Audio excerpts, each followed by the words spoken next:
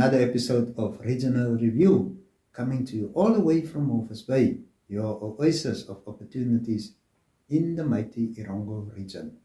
I'm Otis Daniels, your host at the coast, and we have an info-packed show lined up for you. Sit back and relax.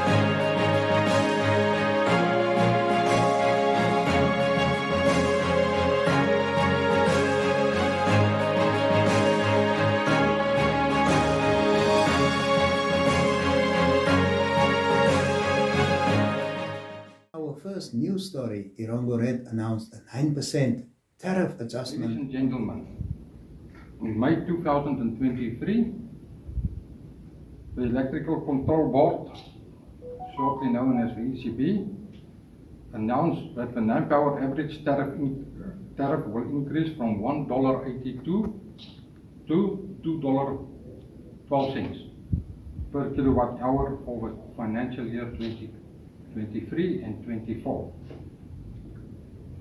This constitutes to a weighted average increase of 8.97. However, the actual impact to Erongo Red was very not close, but it was 9.9%. In June, after engaging different stakeholders such as the board, shareholders, and consumer liaison committees, Erongo Red submitted an application to the Electrical Control Board for a tariff adjustment of 9.1%. The Electrical Control Board, the ECB, approved a weighted average increase of 9% as from the 1st of July 2023, except for the prepayment tariff, which were effective as from today. The detailed tariff schedule will be placed in various newspapers on our website, as well as on the tariff booklet, which can be obtained from our offices. I wish to reiterate that although the approved weighted tariff of 9%, the impact on customers will vary depending on the individual consumer consumption patterns and the type of connection. It is worth to mention that for every unit sold, about 70% goes to manpower. Erongo Red used the remaining 36% for its operational budget. With regard to the statutory levies, the ECB levy will remain unchanged for this period of 12 months, starting from the 1st of July till 30 June 2024. Similarly, the NEF levy will stay the same for this financial year. Ladies and gentlemen, the tariff increases are not unique to our region only. The bulk tariff increase will be applied countrywide. Apart from the bulk tariff increases by the national utility, there are also factors such as operation and maintenance costs, customer service costs, overheads, and working capital. Although these factors have an impact on the input cost to bring electricity to all these factors have an impact on the input cost to bring electricity to the end user.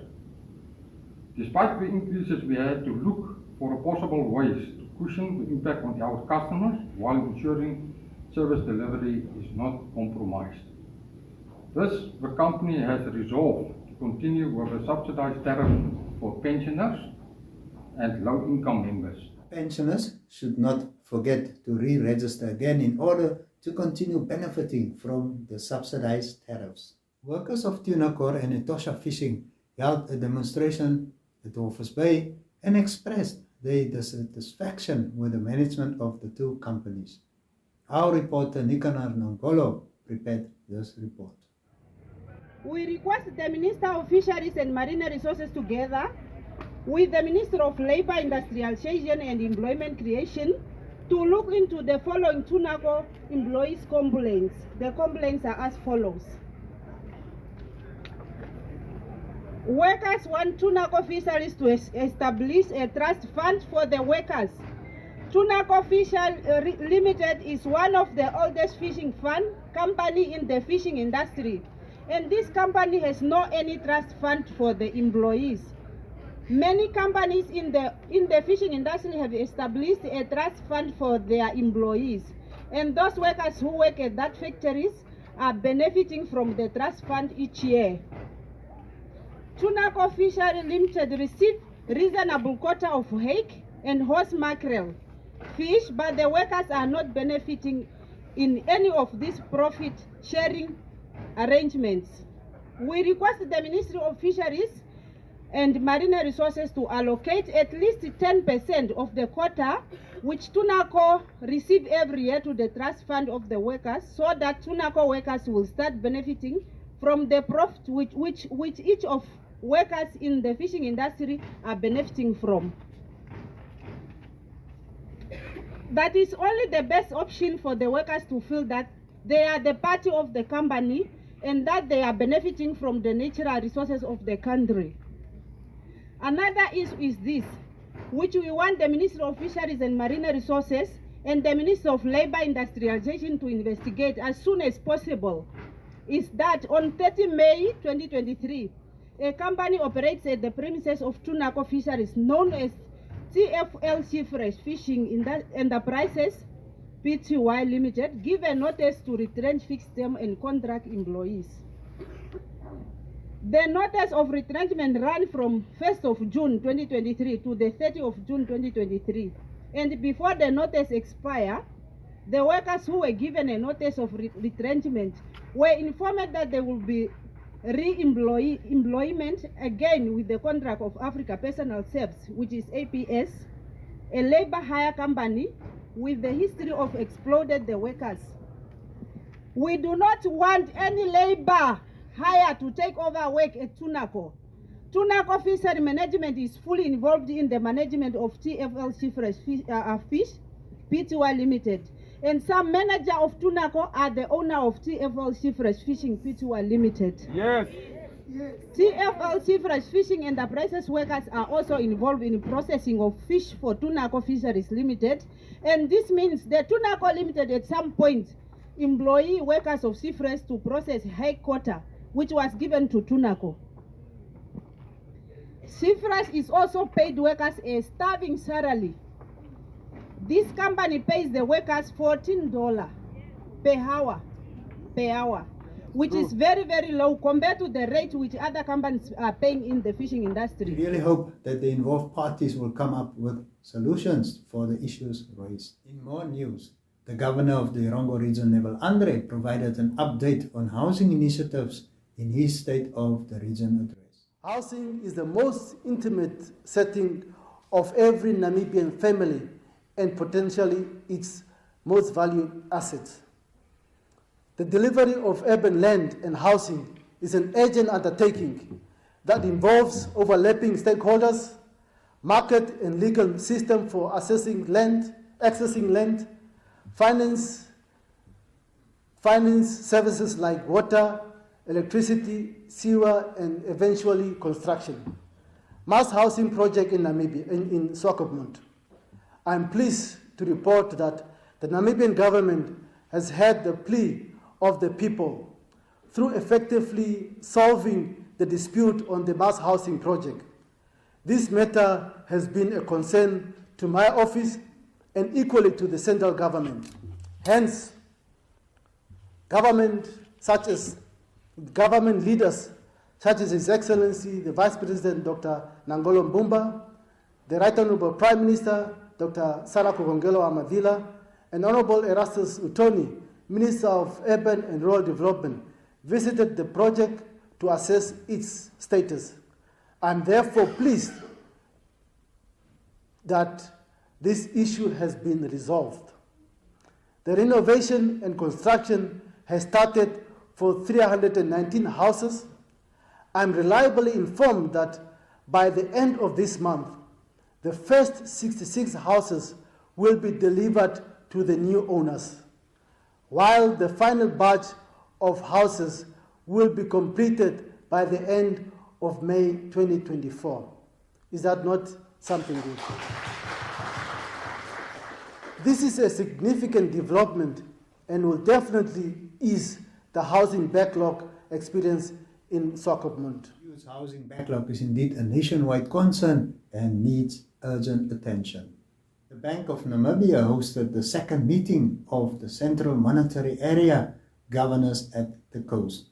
Our reporter Frida Malotto was in attendance. To set the tone for the rest of the deliberations, we must reflect on where we left off during our last meeting in Maseru, Lesotho, and develop clear action plans to deliver on our strategy.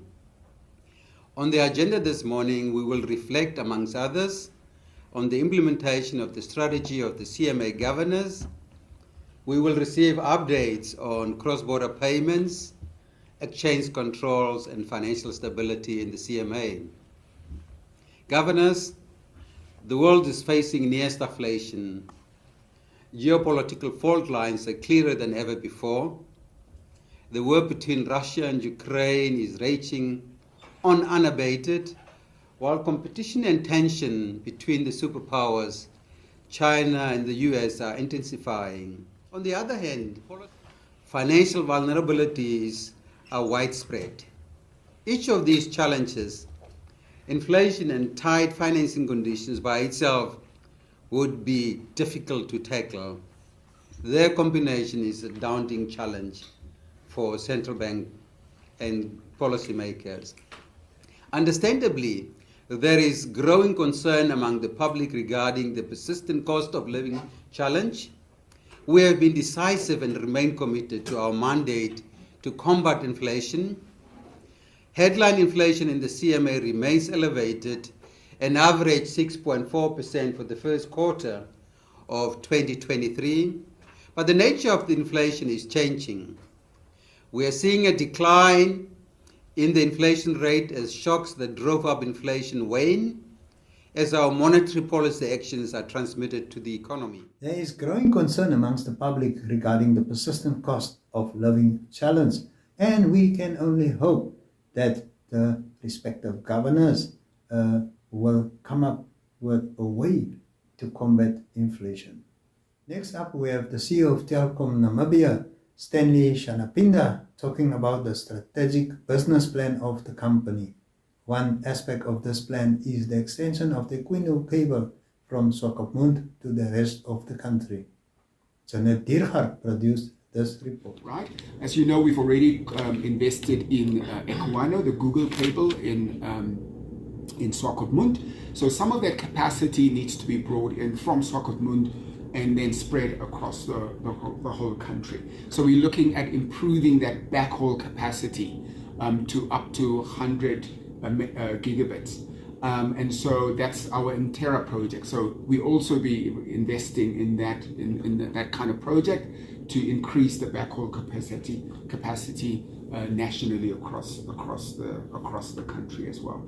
We think that if we get some of these basics right, then our customers will be happy with the service offerings. We know that our Jaiva Supreme package is quite popular, but we know as soon as people go into rural areas of Windhoek or go out in the rural areas in the regions, then there's poor connectivity and they may not get the great quality of service in that regard. And so we would be expanding in that area as well. So we'll be expanding there with upgrading those base stations, increasing capacity. We've done a few 4G rollouts in rural areas, Stampreed, as a Groot Oak.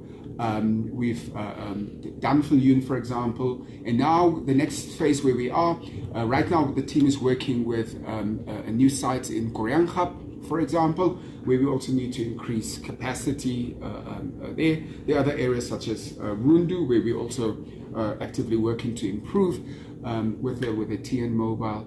And so those are all the plans that we have. Overall, our plan is going to cost roughly $2.3 billion over the next 5 years that we really need to be deploying as a minimum to stabilize the network, ensure quality of service, and also that's going to help stabilize our business as well.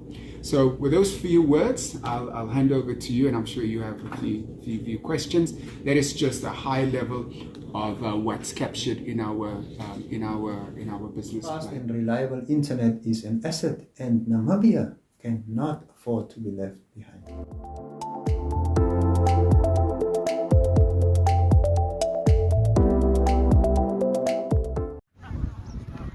Coach, very high intensity training session. What is your feeling about your team? No, I'm pleased with where the players are, to be honest.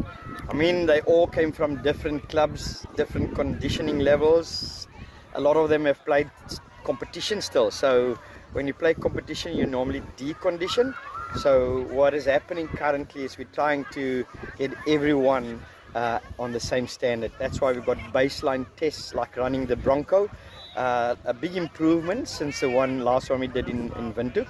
So this was the second one, and a couple of guys did it for the first time. But I'm really pleased with where the conditioning is at the moment. There's still a lot of room for improvement. You must remember that the All Blacks, who are in our section, they've played 2 games already. We haven't played any. They played Argentina, and so that is where I'm gauging and I'm looking at and trying to make sure that we get these guys to a level where we can be really competitive.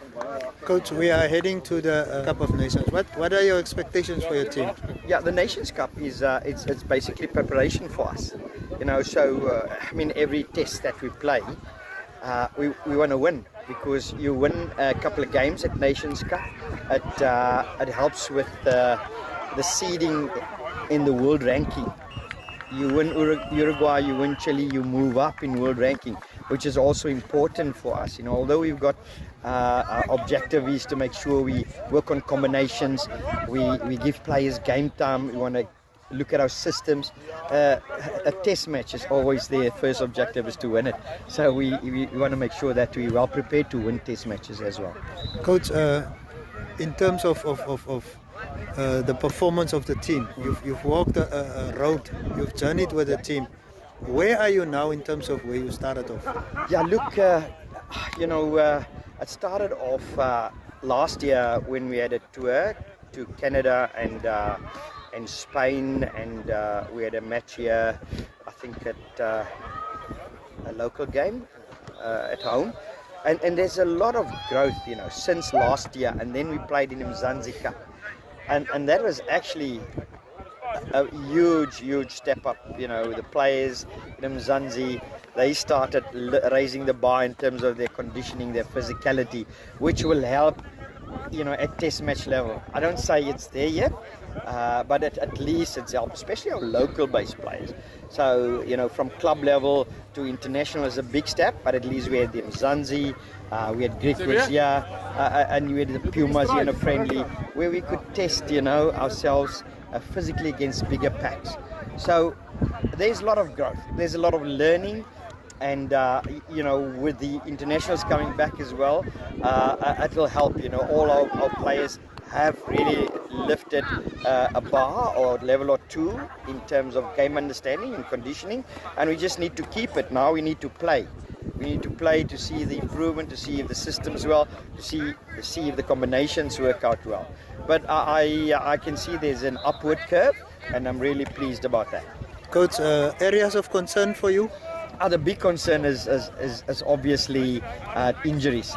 You're always nervous. Look, Namibia is a smaller country in terms of rugby numbers, and should you if you look at the front row, is always a challenge at World Cup, and should you pick up an injury or 2 there, then you're a bit in a spot of bother. Yes. That's why we've cast the net a bit wider. The youngsters, are also in, and so that's the only concern is for me, injuries, and especially to our Type 5. Finally, from my side, Coach, your message to your players. The message is simple, it's really exciting times. We've got a great opportunity to write their own history, You've got a World Cup, Nations Cup coming up. So, there's a lot of history with Namibian rugby, and it's time for this generation to write their own stories and their own history. They're all excited. The preparations are going well, so it's up to them to use and capitalize on the opportunity. How do you find Namibian fans? Look, they're very passionate about their rugby. One thing about the Namibian spectators, and even in good times and bad times, they are behind the team, and that is what we value and respect. And we'd really like to make them proud of our performances when we run out there, irrespective of the result. I think we want to give everything to them, so they could be proud of their team. Thank you so much, Coach. My pleasure. Thanks, guys. Coach, you at the sports conference, you said that a win at the World Cup this year will be a bonus. Do you still feel like that? No, it's not a bonus. 2 wins will be a bonus. 2 wins will be great. That's what we're going for. We want to win 2 games. Like I said the other day, we shoot for the stars. Hopefully we land on the moon, and that is also a good thing, as long as we land somewhere. The objective is to go out there and try and win 2 games. I know we just want this 1 win, but I think we've got to just aim higher than that. And I think we've got talent here, and once the talent understands that it comes from inside, deep inside, and it's the passion of the people of the country, and they really feel for this country and they want to play for the country, then it's not impossible. And that is what we're aiming for. Thank you.